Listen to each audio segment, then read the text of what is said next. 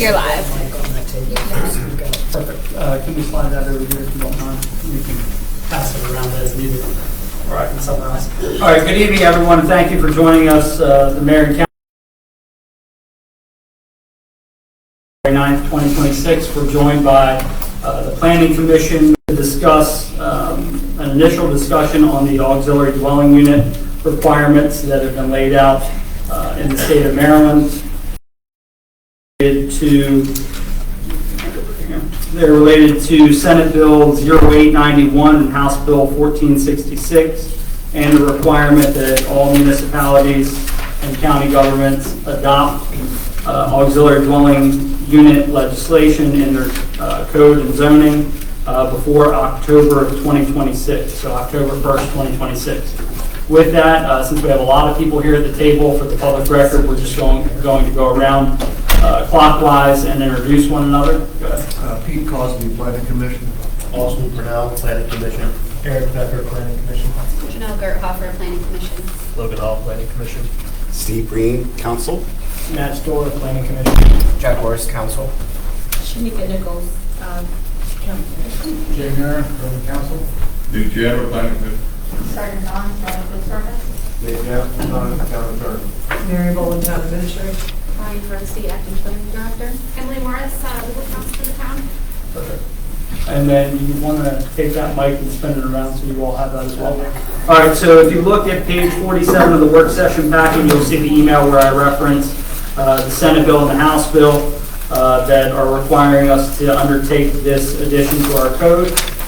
With that, we don't have to spend much time on that. We're going to go right into the auxiliary dwelling unit policy task force final report, which was issued by the state on May 31st, 2024. And with that, we can get right into an overview of this together. Please, anybody stop me along the way if there's something you want to go over. You'll see in the executive summary that the task force proposes the adoption or the adopted policy recommendations listed below and further detailed in section 5 for Governor Moore and General Assembly's consideration, and that's a by right approval. So the state should pursue legislation which would require the permitting of one auxiliary dwelling unit as a by right use in most areas of Maryland whose zoning permits single-family residential use. With that, parking requirements, the state should not pursue legislation governing local parking requirements for auxiliary dwelling unit approval. Rather, further guidance and resources are needed to help Maryland jurisdictions develop ordinances in which parking requirements do not present an unreasonable barrier to auxiliary dwelling unit development. Lot requirements, the state should not pursue legislation governing local lot requirements for auxiliary dwelling unit approval. Rather, further guidance and resources are needed to help Maryland jurisdictions develop ordinances in which lot requirements do not present an unreasonable barrier to auxiliary dwelling unit development. Restrictive covenants, the state should pursue state legislation that would prohibit new and existing covenants for housing developments from barring or unreasonably restricting auxiliary dwelling units. Impact fees, the state should pursue legislation that limits impact fees that would unduly hinder the affordability of auxiliary dwelling units. Further guidance and resources are needed to help Maryland jurisdictions prevent impact fees from presenting an unreasonable barrier to auxiliary dwelling unit development and affordability. And then infrastructure and facilities, the state should pursue state legislation which would prohibit jurisdictions from requiring an auxiliary dwelling unit developer to install new and or separate water and sewer lines to the unit. All right, let's see. Any discussion regarding the executive summary or the items I just went over? The only thing I wanted to add to that was that says by right? So in the frequently asked questions on the planning department website, it is not limited that it has to be by right. It can be by right, conditional use, or special exception. Keep in mind, these are two different things. So this was the report that was sent to the state General Assembly to craft the law. So I think the most recent version would be the Q&As that are referenced. So it's based off the legislation. Correct. I just think productivity-wise, it might be good to just to like let's dive into like that part of it. How do we want our ordinance to look?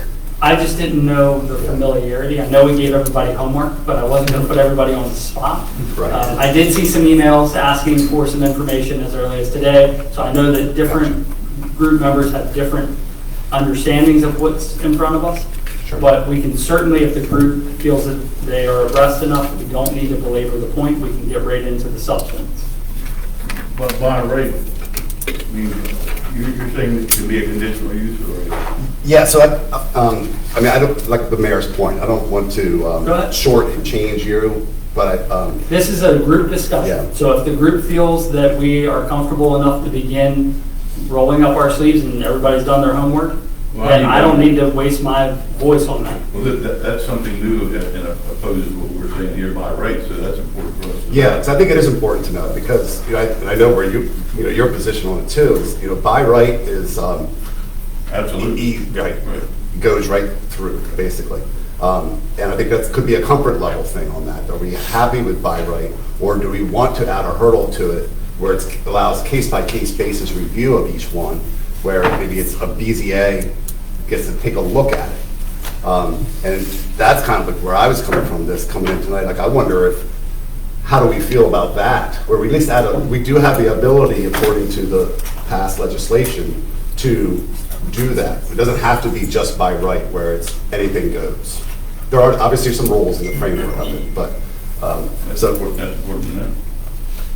Even if it Now- was by right, though, they still have to meet setbacks, Size. conditions, size restrictions. Right. Well, that's stuff that I hope we Sewer, can kind of all work kinds through of stuff. today, Yeah, yeah, right. that we can kind of take a route, so. Either way, they have to meet those. they do. It's just whether or not the town of Berlin would like to have our appointed groups have a look at the plans prior to, well, I guess beyond what the planning department would do, whether or not we would want our BZA to have a look at these. And I would argue that maybe we do, because it's new to the town of Berlin. That would be, and, you know, like Zach, you said about the, there are some some commonalities between like what Worcester County has on the books and what Frederick has on the books and other towns, you know, which is one per lot. That seems to be the standard, right? And size, which the county, it's minimum of 500 square feet, maximum of 900 square feet. And that is in the packet for everybody, just so you know. Page Councilmember 15. Green. Page 15. Thank you. Page 15 of the packet. Councilmember Green had reached out to the county, and that policy is in the packet, along with, I think, a nice and easily understood table, which helps people along the way when you're trying to decipher things like that. This is an open discussion, folks. Like, it doesn't have to be very rigid. This is an opportunity for us all to roll up our sleeves and kind of throw out our ideas and then see if we can kind of come up with something that we think could work for Berlin. So does Berlin have a parking study? We do have a parking study. It's outdated. Okay. The residential side of the parking study, I can't recall what it says. I think it was more focused on the business district. Okay. Because like when you read through this, the parking, we can't force additional spots on the property unless we have a parking study showing that there's a need for us not to have extra people, extra vehicles, and to require a spot. So, I mean, that's something like most of our roads probably can't handle additional cars, you know? So unfortunately, Berlin would probably have to do a residential parking study and then require an additional spot, or potentially require an additional spot if there is an ADU at that house. Or minimal of 2 or 3 parking spaces, however that works. If possible, as you're going through it, if you're able to, say where in the study you're referencing, just so that everybody can look at it and see the language. Random I know, notes. I said if possible. Page 16. 16, thank you. I just think that'll help. I did have one other question when it talks about not enforcing impact fees. So coming from a construction side, especially plumbing, when you're in Ocean City and you add a bathroom, you're going to add a toilet, a vanity, and a shower. That's 3 fixtures. You have to pay into the Ocean City, you have to pay an impact fee to Ocean City for each fixture, sewer and water. Yep. Each fixture combined is $346. So when you have a bathroom, that house is pushing $1,000 into the impact fund, water fund, sewer fund, wherever it goes, for future development. So as we continue to look at our taxed sewer and water system, if we're going to be adding a ADU, that is a kitchen, that is a bathroom, we should be looking at, do we need to add those fees for when you add these fixtures? Take a look at page 66. Also page Uh, 21.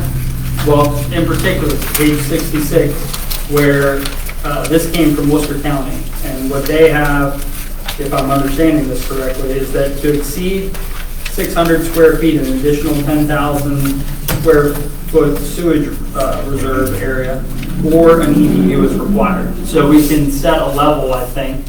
If I get the sense that Worcester County is not going to change their policy for this. So if they have that on the books, we could maybe mirror something similar.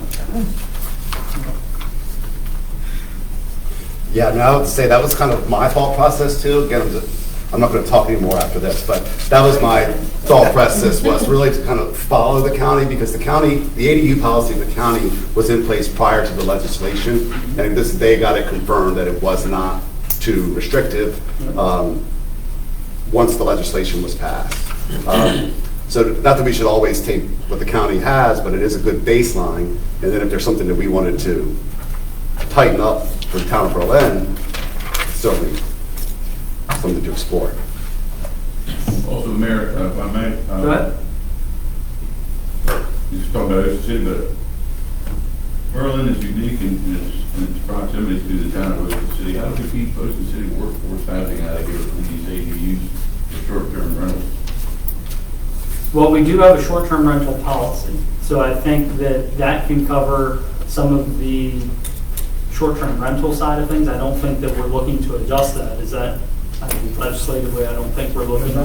I'm building one of these in my house, I'm a primary resident, I can use it for short-term rental. Because it's owner occupied. Yeah. I see what you're saying. All right. I didn't think that. Right. So then do we preclude, I know that there was something in here about short-term rentals. Yeah, there State- was a handful of stuff. It mentions, and I'm aware that you are allowed to not allow short-term rentals. Yeah.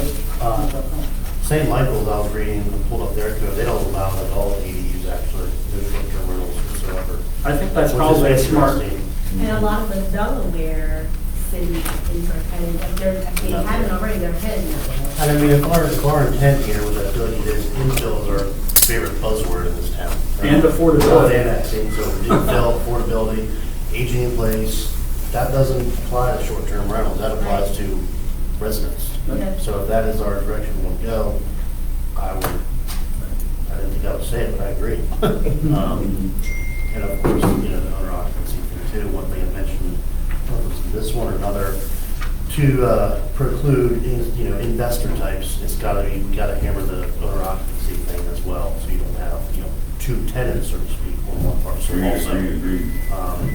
Enforcement, we all know that's a hard thing to, we've had issues in the past. I think that's kind of the part that, I don't want to call it scary, but if you think about a smart investor, right? Yeah. He starts finding houses on Flower Street for $235,000. Don't put that street on the market. There is- Say- That Main house, Street, that house. Exactly. Please don't come to Florida.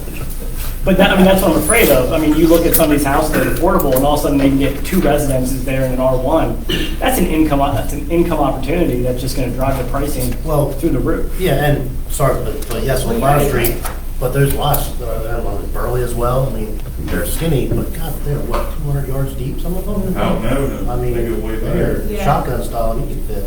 But we like them like that. We like, don't we? We like to keep our house. Amen to Open that. space. So our children and grandkids play. But at the same time, that goes back to what Steve mentioned a few minutes ago. Do we want to be more restricted in the beginning when we're talking about, I'm old, I'm sorry, I'm beyond 50 and it's after 5 o'clock. So thinking back to the So beginning. it's by right, Exactly. conditional use, or special exception. So I think I'm not trying to stop the usage, but I'm trying to slow down the process. You can always become more restrictive. It's harder to be less restrictive at the time. I see what you're saying. Yeah. I mean, in my head, when I first thought about this, and I thought about this years ago when Dan West was still here, I saw this as a mother-in-law or a retiring family member moving in with you. Back then, in those days of Berlin, we weren't necessarily looking at it as how many tables we could flip and how much money we could make at our house in a month's time. And I'd like for it, without taking away from anybody's livelihood that lives here, I'd like for it to kind of stay that way. You know what I mean? I mean, again, as the mayor said, affordability, that's the biggest thing. I mean, look at professionals. In every single one of our quadrants for the strength, weakness, opportunity, and threats of our strategic plan is housing affordability. I mean, young adults have nowhere to buy these days. Yeah, our children can't come back. I see it as an opportunity. We have something to come back.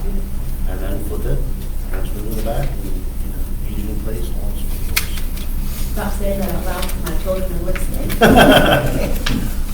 Mom, So I in the guess- backyard. I'm abnormally quiet, if you've noticed so far, because, I'm smart enough to know when I don't know. And this is a great, I'm taking this all in here because this is not my area of expertise. This is your folks, the planning folks. But my question so far that's come up is, how do we make it, if it's the desire, how do we make it more restrictive, but not unreasonable or burdensome? And that's So I think in the we would have to legislation find too. that. You can't put the barrier too high. Right, so I think we'd have to find that line, and then also determine, this might be silly, but also determine, because I noticed in some of these, they have little different municipalities and counties with boxes with different examples.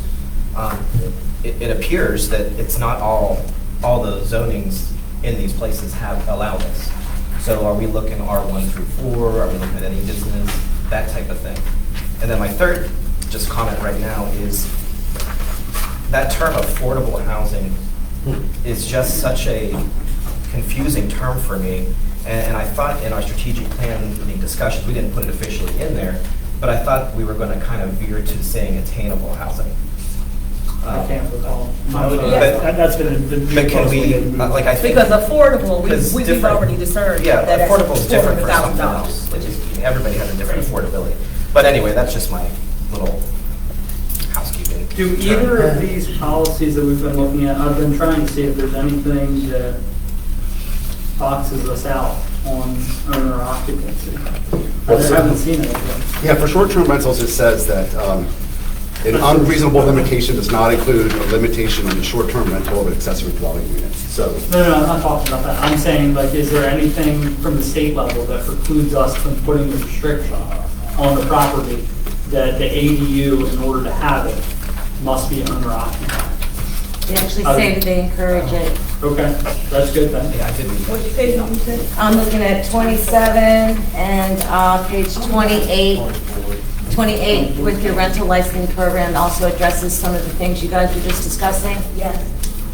And would bring revenue into the town of Berlin by having those licenses and also promote the watchdog scenario.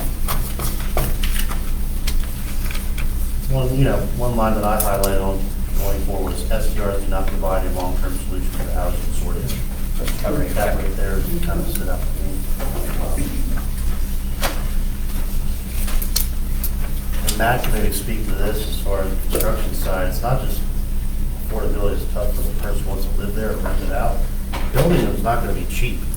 I mean, price per square foot, it's only 800 square feet, good lord. I mean, I'm renting condos at 100 to 125 bucks a square foot, So which it's is what going you to take build a houses huge for. investment for somebody who wants to do this at all. And the one study said Portland, Oregon, which has the highest density of ADUs, only 2% of the housing. So I don't think you're going to have people jumping on the bandwagon to do this from the get-go. Portland's usually pretty good too. We looked at their stuff when we were crafting the short-term rental stuff.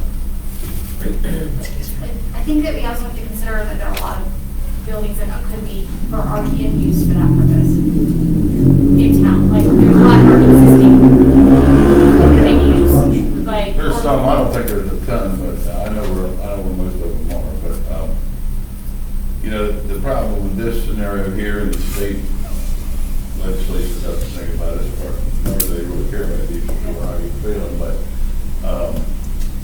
you know, people that bought their property under the R2 zoning with expectation of quiet enjoyment of that property, everything was R2 promised them at the time.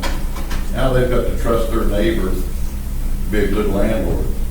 So if they want to go out on their back patio and have a glass of wine over the evening, and there's a bunch of people, kids running around next door hooping and hollering and everything, I mean, it's going to impact the quality of life of a lot of people this time if they proliferate every nook and cranny. I can tell you that people that I talk to, my man on the street interviews say that the majority of young people love it because they think it's cool and they think everybody will come up time and kumbaya and have a drink, go home, go to bed, but you know, but the quality of life is going to really impact on a lot of people that don't want it because their neighbor's going to be able to have it. So they're sitting there expecting their neighbor to be a good landlord who's never been a landlord before. And of course, you know, the mother-in-law thing, I've heard that, if you love your mother-in-law, put her nose to it. But, you know, don't impact my quality of life and change my zoning by right because somebody can't afford a house or housing prices are going up, that's not my fault. But now I'm going to be impacted. I'm not insulating myself from this, but people like on Burley Street or Powell Avenue where the big lots are, the people who put an ADU out there, I mean, the person next door that doesn't want it is the one that's going to sell. That's a good segue into what I had a question about was rear and side setbacks. Because you don't want them, to Newt's point, like right up against a neighbor or something like that. Well, the lot width on Powell Avenue, or Burley Street is probably wider, but Powell Avenue is a pretty skinny lot going all the way back. If they can jam a little teeny house back there, I mean, 500 square feet is not, that's a, you know, that's like, It's a shed. that's a shed. So you put people in there that, you know. Can we put limitations on like the construction style, so somebody doesn't just plop like a shipping container in the back or something? Yeah. It's supposed to mirror the home. Right. Yeah, it's supposed to mirror the But house. you need to get creative with accessory dwelling units is the problem. I mean, we were talking earlier, to make, you know, from a design perspective, we love doing accessory dwelling units. They're fun, small exercises to do, you know, but kind of like tables into the conversation of how do we ensure they're good, or do we put another layer of restrictive, you know, like, does it have to go in front of one of our boards or commissions? Well, of course, I would know as a planning commission to review stuff like that, you know, and to be involved in, you know, how our setbacks and stuff, you know, change to make those things possible and good at the same time. I mean, we just reviewed that case on Burley Street, you know, a couple of weeks ago, with the subdivision, where that putting a house potentially at the back of the lot, how that would impact the character of the neighborhood. Now, we have to go much further into thinking about that as a root principle. Okay, well, if that was the case, what would you put in place to prevent, you know, a neighbor from having another house in their backyard? Well, again, from a design perspective, it's a creative study that needs to happen, you know, what restrictions you can put on that. The other thing is, Do you have any ideas? Well, you know, landscaping and vegetation is one thing, you know, again, not allowing it to have the same setbacks as like an accessory building, and having it have the same setbacks as, you know, the dwelling itself. I think mirroring the setback, right, in the building with the ADUs is what has to happen. If it's an additional building, it just needs to mirror what, it's another home. Same as the primary. Yeah, Right, same as the but- primary. So that Yeah. takes you back to planning and zoning, because if you go to planning where it said, where, I can't remember the line exactly, because I know this, when we bought my daughter's house across the street from us on Flower Street, her lot is huge, as are most of ours on Flower, cut that part out. But you can put a few houses, however, there has to be street variances. So if you those highlights right there can completely cut off you from putting a separate house on a lot, because you have to have so much, I can't remember the line exactly. You guys. You end up Road 50 feet frontage. of Exactly, the road frontage per person. So if you're doing this quote unquote ADU, that's what you're calling it, it's really a second house and it doesn't really have street frontage or whatever, it's behind your house, that should be completely cut. That's on No. the same parcel. Well, it's the same parcel, right? Because think about it, exactly, we're at 518, it's the same, I still own it, but if I'm putting this auxiliary dwelling and it's about, you know, just right at the cutoff, we're still talking a second house. So you know what I mean? It doesn't have street frontage, but it still fits in that ADU. That needs to be like a huge red flag, stop, stop, stop. Because if you play it just right, you can get a second house without the street frontage. Well, you can do it by percentage. You can say it can't exceed a certain percentage of Well, it the says that, the house. code says that already. So Yeah. if you play this ADU, the way that this verbiage is, you could get away with that right now, the way this is looking. So that's why we have to be really tight with this. You could play that, some developer could come and do that same thing, you know what I'm saying? Put a 649 square foot house behind this and call it an ADU, and you still have 2 houses and not have to worry about street frontage because it's an ADU. But the code says, 50 feet of street frontage. yeah. But sometimes that's a good condition, you know, speaking from the tree hugger side of things. You only have one driveway for 2 housing units, and we all know there's a lot of property in Berlin on the residential side. I've spoken to a few people here, you know, about like our stormwater issues in the town of Berlin. And, you know, if we only allow this on a property that has a certain amount of street frontage where, you know, you possibly, you know, get more driveway. It's all tied together with the parking thing as well. Get more driveway space, then we got more driveway, more parking on all these lots.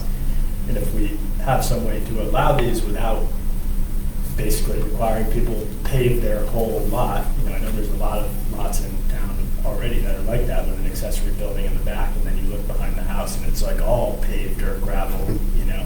So, you know, again, I don't have an answer because I haven't put much thought into it from a design perspective, but there's a way on those super, you know, skinny but long lots that it could be a good thing to have an accessory unit into that, you know, even if they don't have, you know, the same amount of street frontage as some of those other larger, wider, deeper lots. But that concern is. But where do you put the hard stop on it being accessory versus having a second house? Well, I think the county has a pretty good, but we had talked about the minimum being 500 square feet and the maximum being 900 square feet. That would be the kind of the range. That's within a distance of the primary structure too, that's within 100 feet of the primary structure. So you can't put something in the way back to your property. But just to piggyback what you're talking about, I think there's an issue with detached structures and the 911 addressing. I don't know if we could consider that, like, I think that it talks about like I think A it does and show B. Yeah, it addresses it. Yeah. I just can't think what it says exactly. So does the primary structure get readdressed? I think it'll go to A and B. Yeah, most likely. Addressing. Well, I definitely like, as Shanika was saying, There's some- I'm more favorite of the hard numbers, like 5 to 900, whatever. 860 something. Yeah. I don't like the whole percentage. 911 addressing. Because when you got a 3,000 square foot house, Yes, 50%, exactly. Yes. that's where you get into your territory you're speaking Well, of. but Worcester County does 500 and 900, or 900 being the highest no matter what, Yeah. or 35%. So if you have a 2,000 square foot house, you're only getting 700 square feet. Whichever is less. Yes. I think, Right. and I think this is part of using the county as a skeleton and then building from it is a great idea.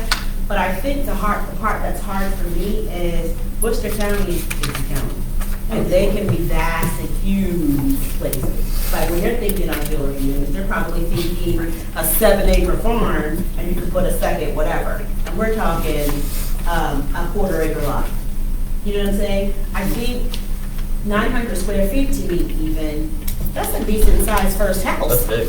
You know what I'm saying? I really think we should, when it comes to that, you know what I'm saying, I think more restrictive than that. Because if I think about if I'm thinking a first house, 900 square feet, I think my daughter's house might have been 900 square feet. You can put a family of 4 or 5 in there. So it's or 35% of the principal residence, whichever is less. So just like if it's 1,000 square foot. But you're saying you would like it, if it's 500, 900 Worcester County, you want to shift that 900 max to smaller. Yes, I truly do, because if you're using it truly as an auxiliary unit, what do you need 900 square feet? Really, and truly. What is do you the- need that for, other than unless it's an income property? What is the intent on ADUs? Is it for a family with kids? That's a Is great it question. for just a single mother and father coming in, a widow coming in? I mean, I think also we can determine that I think listening to what everyone is saying here is, we do not want a family going into an ADU. If we're going to do this by conditional use or special exception, it should be somehow 1 to 2 max.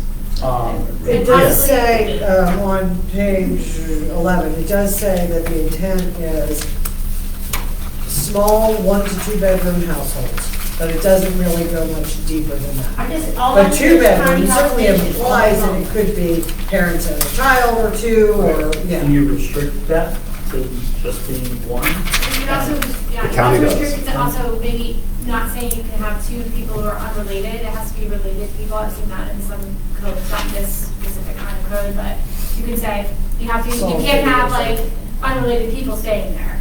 Where did you see You that? can have roommates. Yeah, I mean, 'cause Yeah. that's where Where I did you think a see lot that? of what On your the concern county, is that you have people 65. coming for I'm seasonal sorry. work. Yeah, Who are just 65, number cramming 5. a bunch of the people from other countries.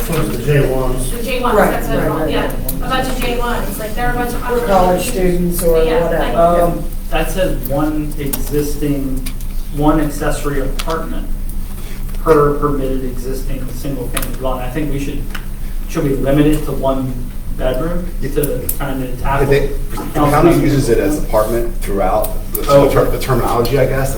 Yeah, I think we could be more But specific. there's also a question of whether, if there's the height, I mean, right now ADUs are limited to 1.5 stories, although that isn't necessarily what's happening. Like you see what's happening on Main Street, that huge building, that's not 1.5 stories. I don't know what that is, but I think we need to be very clear about how high it can go.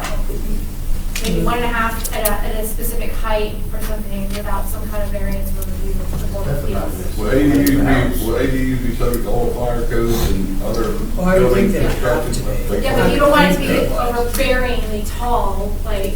Yeah. I think Alston has, Can't be higher than the principal residence. Right, right. But could you potentially even limit that? If the principal residence is 2 stories or 1.5, could you require the ADU to only be 1? Those are the kinds of questions So, yeah, of what so- limitations, without, I think part of the whole point of this is we are allowed to put limitations, but we can't make it overly burdensome or limiting. We can't And that's charge kind of what fees that make it. well, what, Does I mean, the state of if Maryland the- allow you to not have them or eliminate them in the historic district? but I think it gives you the right to impose restrictions, but then you have to answer to whether or not you're being So burdensome. the purpose, I think, of this, the purpose of this meeting is really to Yeah. hear kind of what criteria each of us think we need to add into a policy. And then we can mock something up, and then it's going to be easier to go through and say, all right, keep this, scrap that, I intended to say this, I said that instead. So far, I have 1 per lot, minimum 500 square feet, maximum 900 square feet, or 35% of the principal residence, whichever is less, is what I'm hearing. Parking, residential parking study. I think it might be easier if we assess a residential parking fee, if you can't accommodate on-site, maybe, instead of the town spending more money on another study. We've talked about in the planning commission of doing that for people who couldn't meet parking needs. The code allows Of for The it. bringing code money allows into for a parking parking fund impact. essentially. That doesn't solve the problem. I would require all J parking. I know, I mean, that should be a real hard thing, Right, and right. and only in very exceptional cases can you not have one I mean, if you're gonna side. build it. Well, like Washington, if someone put an ADU on Washington Street, Washington Street's gonna be a Oh, nightmare. that's what I mean, there's already no parking. It's already blocked up and it's gonna be worse. So it's about having you can't park on the street as it is now. I mean, you gotta be harsh on the parking, in my opinion. And I'm with you. So parking accommodated on-site? yeah. Okay. Am I wrong, or did this change, didn't it say you couldn't? I thought that it impose said that as well. Without the parking study? You have to have a parking study to enforce parking restrictions. Right. Does it have to be a current parking study? I'm pretty sure they're gonna think it's I'm just And, I mean, keep in mind the cost of that, if we think the basket, like Austin said, what, 2% in Portland? If we think the basket's gonna be so small, is it worth spending $20,000 or so on a parking study? Or is it better to just require it? Well, I guess we can't. Is to assess a fee maybe associated with the parking if you can't handle it on site? What I read said that if we're gonna write legislation, tight parking requirements, we need a traffic study to back it up. I think I read that somewhere. Yeah, that's what I think Matt Yeah, so said. then the question That's an becomes, addition to the- But all right, is it worth the town spending Right. $20 or so $1,000 on something like that if the basket's gonna be so small? I would say it's not. I don't think so either. Exactly. So then, how do you accommodate the parking considerations? I think you assess a We fee. do it, we get it for free. And then if we get sued, then maybe we have to. And we can't do that. Well, I'm just saying. It doesn't work that way. You know that. Come on now. I don't think the mayor and council wants to walk into anything with the, well, maybe we'll get sued and see how it works out. Well, I don't want to go back to the Yeah, size. but now- I don't like the 500 to 900 square feet. What size do you want that? I want it smaller. Because think about it, an apartment, an average apartment is a heck of a lot smaller than 900 square feet, and it can hold a decent amount of folks. I think it should be a lot smaller than 900 square feet. I mean, Give me a number. 500 to 700? Yes, I agree with that. I mean, our one-bedroom apartments we have downtown, they're 700 square feet. I mean, my mom's house is 1,008. Like one bedroom? Those are great. And that's 3 bedrooms, right? Well, 2 now, yeah. So 700 is about. So per case, So then do you want I'm those? just saying, to give you an idea of the Councilmember- size, my mom's house is 1,008 square feet, so there's your size. And that Councilmember is a Nichols, whole can we house. go lower on the minimum? Or do you want to keep a tight 5 to 7?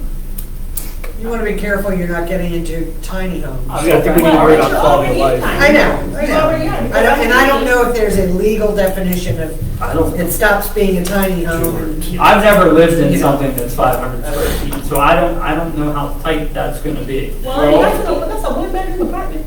Also, I've lived also, in it. is- I guess I live in my bedroom. Also, these ADUs, I mean, can they put a camper in there? Yes, Can it be on wheels? That's a different, yeah, that's a different part of the zone. Here's an example what Scale does. Their verbiage is the size of the ADU may be more than 50% of the living area of the principal dwelling or 800 square feet of the floor area, whichever is less. The 800. I think it's easier to understand the square footage of the dwelling than it is the living area. No, well, the living area is just the square footage of the house less the garage, if they count the garage in the square footage. So like when you go to Zillow and you look up your house, 1,250 square feet, that would be the living area. Well, you know, somebody who's really smart would say, but I do outdoor living too, so that is my patio, so they can get more. I'm telling you. No, it's defined in the code. 3-season room. Yes, they would. So are we doing square footage or living area? I said square footage. I think it's easier. And keep it, and More keep it broad. tight, 5 to 700. And this applies to, Can we go back to parking for a moment? Because I really don't think there's going to be an appetite to spend money on a study. Can we agree on a threshold where we think that we should maybe assess the parking fee if it can't be handled on site? I want to be, just a man parking on site and let the chips fall. Well, we have two attorneys, I'm not going to count you because I don't like the legal advice. I'm going to stick with Emily and Gaskell. I don't know, I would say, Dave, my personal opinion would be we need to think about that before we just go with that strategy. Right. Let's look and see what we can do.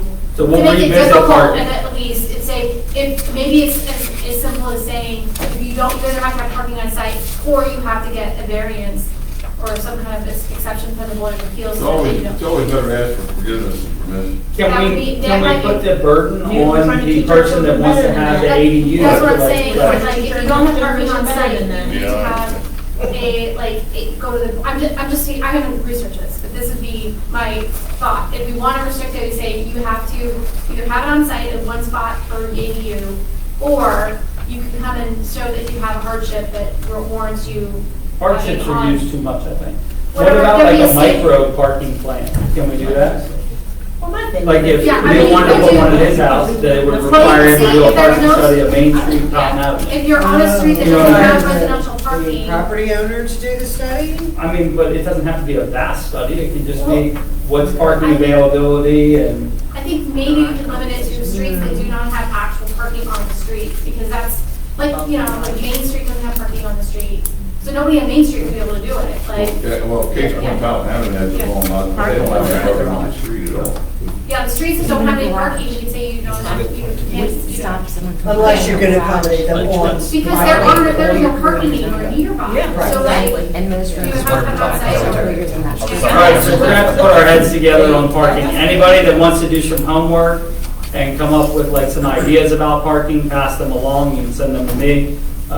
You include Mayor's Act at berlinmd.gov, because that one will go to Sarah and myself, and nothing will get lost. But the town attorneys can look into what we can do for parameter wise. I do have one question for Dave and or Emily, if either of you know. Does this ordinance need to get vetted by the state before or after passage? When I looked at it before, I didn't think it did. If we can put whatever restrictions are, I'm sure that there's going to be, and maybe that's where Dave and I started by going to the state, people who are implementing it and saying, what is it you mean by, you have to have a traffic study where there are streets that have no parking at all? Okay. Like, why do we have to study that? There are no parking spaces. Right.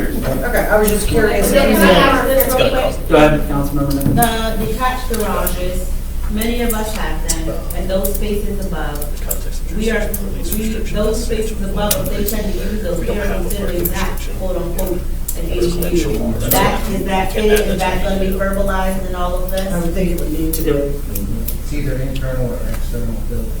If you're, I mean, I think that If you're a basement or an attic. I think, or a garage. didn't Jack share something from, like, look at page 59. It kind of shows I think a we need little to graphic. I think we need to be very clean and clear on that, because as Gina and I were just sidebarring, when you think about our garages, think about the size of your garage. And the space above it, I'm not saying, like at our house, the garage space, or everything above it is not garage space, some of it is cathedraled out, but there's enough, if I were in the ADU, that space is bigger than 700 square feet. So I think we need to really be, you know what I'm saying? You're talking about converting existing buildings. Yes. not building something new from the ground up. But what's already there, rather than using it as our, That should be an option. as our storage closet. That should be allowed, I mean, if we're talking about affordability. Allowed, but also we also don't just making Would sure something that like it's that, a not. garage and the space on top would even have an engineered clearance of their structural integrity, that sort of thing? I think so. it has to be buildable Engineered requirements. plans. But yes, I think the intent of the law, from what I was reading, is if you can have one ADU, so like if you convert your garage or Then there you go. that's one. Like, it doesn't matter if it's attached or not. You're not creating a whole apartment complex on your. But at the same time, with that garage, make sure they keep within that 500 to 700. Now, don't turn the whole thing into. Unless it's an existing structure, like as of the date of the enactment of the statute, of the ordinance. The ADU internal to the structure would be approved though. So if I have a 2,000 square foot garage, only 700 square feet of that's going to be approved for ADU conversion, right? Not the entire structure, or is it the structure itself? Well, in those graphics that I put, it says in here, this is Frederick, whatever format it is, the unit may exceed 800 square feet. So that's. I think this page from Frederick actually has a lot of good information. Right. Only do one, but it should, and it should exceed. You can still have a 2-car garage and partition out 700 square feet. Yeah. It's not the structure. So still have the ratio, whether it's detached or part of the existing structure, or part of an already existing structure that's detached. That's clean. All right, is there anything, I couldn't hear what was discussed on there. Is there anything we need to add to the list? We made all of this. It was saying I'll just put this away then. Yeah, I'll get the hard we work. were saying a square footage limit, and that would pertain to any new proposed detached structures, any existing detached structures, or to any, what's the term in here, structures within the primary dwelling unit. Okay. All right. And all of those, everything in that needs to be within that size of that. Unless they go in and ask for a Board of Appeals special exception variance. That's what you're saying. I think there should be at least a way to do it if you ask for permission later, like for permission for larger. Yeah, because we got somebody with an existing dwelling structure already, they don't come and do 750 square feet, you're gonna jam up over that? Well, I think that's going to dive into, when you read into it, they say that you should be creating an amnesty program for existing illegal ADU structures. Within the Yeah. period of time, and then after that, if not, then you comply to it. And they still have to comply, obviously. But, yeah. Well, I fall in the category you're talking about. I just I built, know, yeah. I just built a very large garage. It is plumbed out, AC, heat. We've got, the only thing to make it a dwelling right now is add a microwave essentially to the town's code. It's 1,600 square feet. If my in-laws are going to come move in with me because they're reaching 80 years old, I'd like to partition out 700 square feet, keep a 2-car garage. now does that structure being 1,600 square feet now exempt me from this? Now I gotta spend $300 a square foot to build a new structure? I don't think so. You're within the setback. If Right, you so look it's the partition within the Yeah, existing the structure. same thing you do with garages, we're talking about second floor. Yeah. You know, you have steps that go up, Yeah. and then that's gonna be the ADU, and then you have storage or whatever you're doing in the bottom portion of the garage. It's the living area of the ADU. Yeah, it's already built, yeah. Yeah, there has to be a pathway for getting things on the book. And we want to encourage that. Right. Because that's less impact to our lot. Well, it's a significant investment. Like, we're talking, that structure wasn't a beautiful home. It matches the architecture of our house, but that was 300 a square foot. Like, no one's gonna go out and build a 1,000 square foot ADU at $300,000. That's what I was saying earlier. You know, it doesn't make sense. Jumping on this. The price of construction right now is astronomical, so. I really do, I'm with you. Impact fees, I think we just keep it the same rate that we're currently charging. Well, right now, we're locked on that, so. Yeah. Threshold for an EDU, do we take the counties? Or do we? The county's EDU really ties into like septic. When you look at it, it's tying into that. Honestly, what's a one bedroom gonna flow? Right, that's the thing. There are things, I think though, it's so minute that. there are things though that need to be addressed in that. You want to have a separate water, sewer, and electric meter, because you do want to be able to track. But if it's owner occupied, you don't need that. The ADU would say. The whole property, I don't think we need to separate that out. I just know the issue that we run into having multiple units on one meter. It means if something goes wrong on the unit, So it's not like you have to cut the whole thing. But if they're basing it owner occupied, then, all right, so we're discussing the EDU. I think, EDUs will be an important. all right, Duke, Shanika, I- just give us a second, we're discussing the EDU. I've just read that the imposition of an additional EDU would be too burdensome. $17,000. That's what I read, but then. I read it as you don't want it to be burned. You can put an impact fee or an EDU on it, but you shouldn't make it, the way I read it was, you shouldn't make it higher than what you normally charge in an effort to discourage this. Right. That makes no sense, Yeah. you're gonna charge an EDU for a 700 square foot. Well, okay, so, And the same thing applies for a 4,000 square foot home? but maybe it's not that, but if you have a 2-bed, 1-bath, 1,000 square foot home, family of 3, and now you have an EDU with a bedroom, a bathroom, and a kitchen, that's 33% equal to that family home. So that is a sizable taxing of our water and sewer system. I don't think we can just tack that into the existing home. I don't know how you create, I think 17,000 is insane. That's what an EDU is roughly right now. Yeah. I mean, is there a way to do an impact fee of non-EDU, You but could charge a fractional EDU, we've done that, I think, a handful, maybe one. Do you think it's the number of bathrooms? What's that about that? Do you think it's the number of bathrooms you use? We- Limit the number of bathrooms? Ours is not, it is one dwelling. I know you could, you would charge it. Yes, it could be remote. So hold on, one second, let's make sure we're not getting too much crosstalk. I'm wondering, like, do we limit the number of bathrooms, first of all? Because that will make a difference. Yeah, I think you do. well, if it's 1 bed, if we're talking 1 bed, it should be 1 bathroom. Okay, one bathroom, so like, you could have a different fee, but yes, as you were saying, just for that one bathroom. Because it would be the bathroom and then the kitchen, because you have a sink, potentially dishwasher. Keep in mind that if I purchased an infill lot and built one house on it that was 1 bedroom, 1 bathroom, I would have to pay a full EDU for that. Sure. I'm not planning on doing an ADU, it's just one single residence. So what's the difference? What about limiting it to fixtures? I think we had discussed that earlier. So if you're gonna have 1 bedroom with a 1 bath and a kitchen, you mentioned the sink and a dishwasher. Sink, dishwasher, toilet, vanity, shower. So then you limit it. Do half. The washer. Do half, Washer. 17 with an EDU. Can you charge fractional EDUs? Is that a thing? We would have to rewrite the code. Yeah, you can rewrite the code, but like, then there's also the amnesty questions, like, on the people. Well, the who state live rewrote our zoning code here. They put everything in R3 now, so we ought to be able to change our. there. If I put an addition on my house and put 2 bathrooms in, how does the town charge that at the moment? If it's an addition to your house, I believe what we'll do is we'll review your usage. So, So can how do that you happen charge in you? this instant too? If if you exceed that 250 per day. So are you gonna open up the door to someone, I'm gonna do an addition, and then next year I'm gonna convert it to an ADU, do I get charged retroactively? These are all very good, yeah, these are all I think questions I that, think it's tricky, it's gonna open that burden, because if I do an addition and then I say that's a burden now, you're making the ADU impossible for me to convert for necessary relatives. I just think it might get a little tricky. So then how do we kind of put our heads around this? Because it's not going to get any less strict on us. So our current Let's policy. see if we can get a. Yeah, with the EDU policy currently, so like at my old office, we did a 1-year review to see if we needed an additional EDU, right?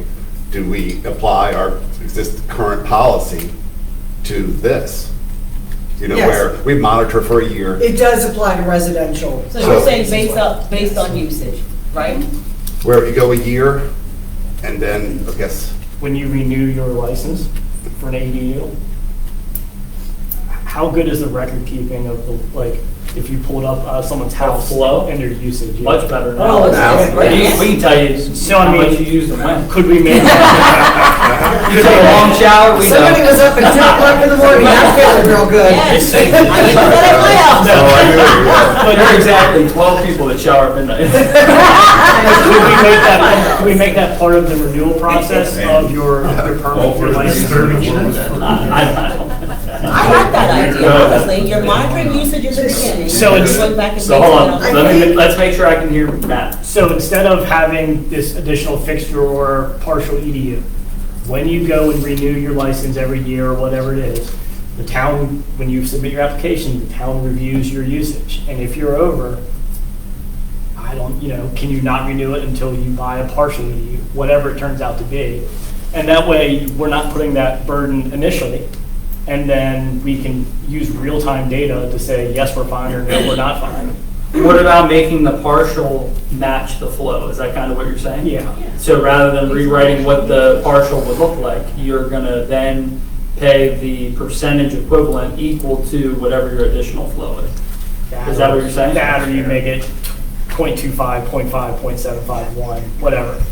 Anybody getting ADUs when they enter their upfront costs on their ADUs, Take what so it you want was. how much. Whereas it gets complicated, to look at for a year, who's gonna do that? And you get it, if you offer amnesty for existing things, then I come in and want to know the new one where you didn't make him pay, why do I have to pay?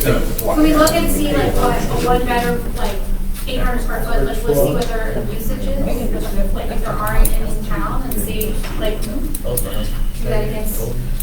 Yeah. All right, so we're coming back to EDUs, and we're coming back to parking.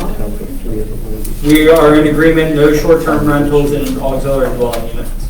We are in agreement, I think, everybody with the owner occupancy, and we'll use the homestead tax credit like we do for short-term rentals. We are in agreement with none, they have to be within 100 feet of the primary dwelling, no higher than the principal residence, same setbacks as the primary dwelling, let's see. Construction guidelines we talked about. Anything we want to add in there about that? I'd like to no higher than the principal resident, so you can make your ADU as high as the principal resident. So it's for discussion, I'm not saying it has to do that, that's just what it said. Right now, it's limited to a story and a half, or Yeah, two. hold on, maybe, so what if you just, this is for somebody who wanted to have a garage on the bottom, ADU on top? That's what I'm saying. Well, still as high as the primary residence, some of these things, what we got, what we got, 53, 56, what's the height limit? I can't remember the top of my head. 4 stories. It's like 35 feet, I think. I want to say it's 35. Well, Emily, you were saying It's like 25. max 1 25 half, for accessory. Oh, it's 25. Yeah, That's for new 25. construction, right? Yeah. Some of these older houses, man, they're up there, you know, so, Yeah. you know, somebody's got a pool in the backyard or something, go stay in mine. I mean, you know, or, you know, it's really. But what's I the think you need to setback? stay at one level. You're saying if the neighbor builds one. So yeah, we can just say 1.5 stories or sort of like 25. Yeah, but like to Austin's point, what are you going to do with the people that are already having a garage? that Well, they're that's well existing above? structure, yeah. They can't grab, nobody's complaining now, so they grab. That's a non-conforming. Yeah, use. What about build above the garage? Oh, I see. Oh, I see what you're saying. Because Okay. that, Yeah, that and makes it's sense. footprint, which is a good. I missed what you Yeah, that said. makes sense. If you do want to build a garage with an ADU on top. Do you want a parking garage or you want a house of people? You gotta give it to- What prevents me from doing that?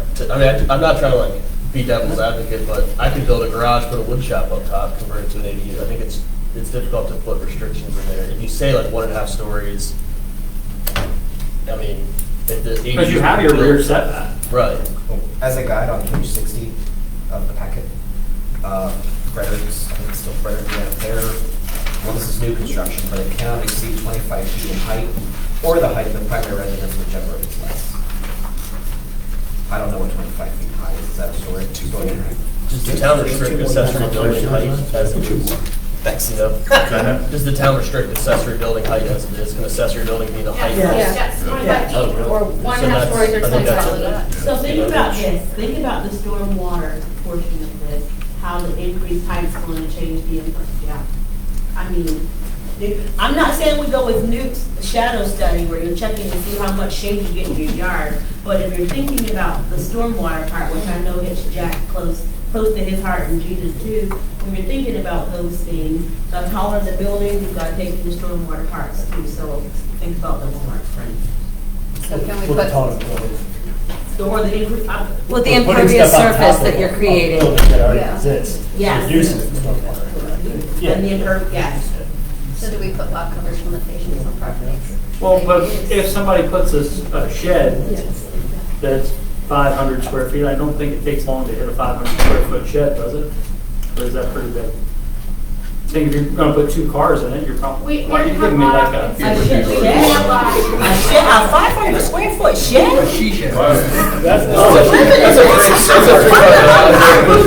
right, 3 cars, thanks, Newt. I took your lawnmower. But I mean, That's bigger if than somebody's an gonna. apartment in New York. I get that, I get that. But I There's mean, lots of like, things bigger than the. it doesn't take long, I think, to hit the 500 square foot, does it? If it's not a studio, yeah, if you're doing a kitchen, a living room, and a one. No, I'm talking about like if you were gonna build a garage, separate from your home, it does not take long to hit 500 There's square already feet. lot occupancy. And we don't charge an additional stormwater management fee for that. Well, look at Weston, probably should. There's already lot occupancy. Can I suggest that we plan another meeting? Yeah, we're gonna try to. Hey, Jack, there was one big one that wasn't mentioned, which was not doing the by right, but conditional use / special exception. That was how we started. Yep. And I think that's pretty important. To start, I guess legal needs, I don't think you can, I don't read the statute itself. I saw some stuff in the discussion in the guidance, but I read the statute as saying you cannot restrict it as, it has to be matter of right. You can put reasonable restrictions on what that means. okay, so I think we need, I see Well, that do way keep different in than that. mind, So we need to- this is to that. 24, We have the it right here. legislation was just passed in October, correct? So we need answers, It was like. we need answers to the by right question. We need answers or at least some general idea of what we can discuss next time around parking. And we need something about EDUs. It's over by right there. I think that there's some research that needs to be done. Yeah, the difference between what the guidance says and what the legislation. Anything else? I like it. Go ahead. I like the idea of that. I think that we're gonna have to, I think that makes it a very easy thing, but if you can't accommodate it, you're gonna pay for the fund. I'm horrible. Still leave it more on the street. You know, Yeah, it more on the doesn't street. change where the I park want is. it, but I'm just saying That's still, yeah, it's all in the problem. You just making money for the town. They got plenty of money. Spend it all the time. we just reassess Newt's house. That's all that. All right, anything else? For what it's worth, I think conditional use special exception, I agree with Steve, and I think you can put some reasonable conditions within the statutory frame of conditional use special exception. Just put the language in that code for that. Okay, so you're suggesting that we look and see if making a requirement for special exception Or is. conditional use, I'm not sure which one. I don't know, I read it as saying you can't restrict it, you can put reasonable restrictions, so we need to figure out whether. That could be a we reasonable restriction. I think it's a good Reasonable homework. is the key word. I think it's a good homework. So, You'll be charging for an hour. hold on, is there anything else that I have missed? I think. If not, we're gonna do this again very soon. 100 foot from the primary dwelling. Well, that's on here, I think, yeah, is it? general So when you consensus. talk about EDUs, can you make sure that in parentheses on the side of the question, can we just go by usage in the beginning? And then go from there to. I have monitoring flows, I have partial EDUs, we gotta look at. If I could ask, could everybody move their chairs like back into the? Thank you all, we appreciate it. Thank you. We'll start our regular session meeting in 5 minutes.